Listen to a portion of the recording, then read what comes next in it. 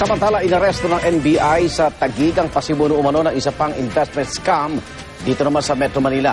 Nagpalabas na rin ang sabina ang DOJ para po sa may-ari at mga opisyal ng Aman Futures Group na umano'y nasa likod ng pinakamalaking investment scam sa bansa. Saksi si John Consulta. Sa bisa ng ilalabas sa subpina bukas, paharapin ng Department of Justice sa kanilang preliminary investigation sa November 27 ang may-ari ng Aman Futures Group na si Emmanuel Amanillo na sakot umano sa tinuturing na pinakamalaking investment scam sa buong bansa. Pinaniniwalaang tumakas patungong Kota Kinabalu sa Malaysia si Amanillo. Damay rin sa subpina ang sinasabing kanang kamay niya na si Fernando Luna, gayon din ang sumukong volunteer financial manager na si Donna Coime at ang mahigit 30 iba pang opisyal ng Aman Futures Group. Pero sa pagputok ng isyu ng Aman Investment Scam, siya rin pagkakadiskopre ng mga kahalintulad daw na modus. Kanina, inaresto ng NBI sa Taguig ang pasimuno umano ng isa pa raw investment scam, si Imelda Lomido alias Labadia.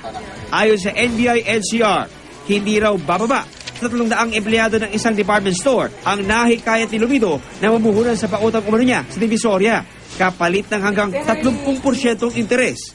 Ang dami na niyang alibay na kesyo mahirap daw maningil kasi nga tagbagyo. Yung naipon mo ng mahabang panahon, mawawala lang ng iglap. Parang ang sakit. Wala tayong magagawa, nandyan na yan eh. Gusto ko lang mapanagutan yung ginawa niya. Hindi ko sila pinilit. Andyan pa nga yung mismo nagsasabi na nandahil sa'yo Ate Mel, nakagawa ko ng bahay.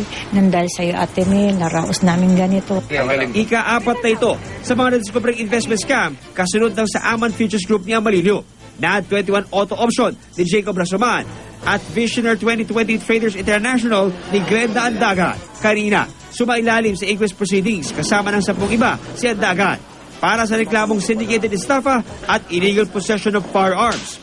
Pinabulaanan ni Andagan ang aligasyon. Nagpa-file sila ng case sa amin. So, if gusto din nila, sir, then okay din naman kasi may batas din naman po tayo. So, sa amin po, basta sa amin lang na sincere po kami kahit ganito mangyayari sa amin, gusto din pa rin po namin ipapatuloy yung namin negosyo.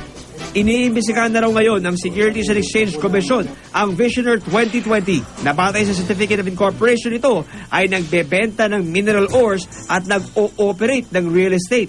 May petisyon na rin inihain ang Enforcement Department ng SEC para bawiin ang Certificate of Incorporation ng Aman Futures na nagparehistrong nagbebenta ng langis at mineral ore at hindi ng securities gaya ng ginawa nito.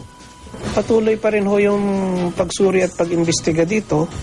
Kung ano po yung findings dyan, eventually we would be filing the necessary cases. Ako si John Consulta, ang inyong saksi.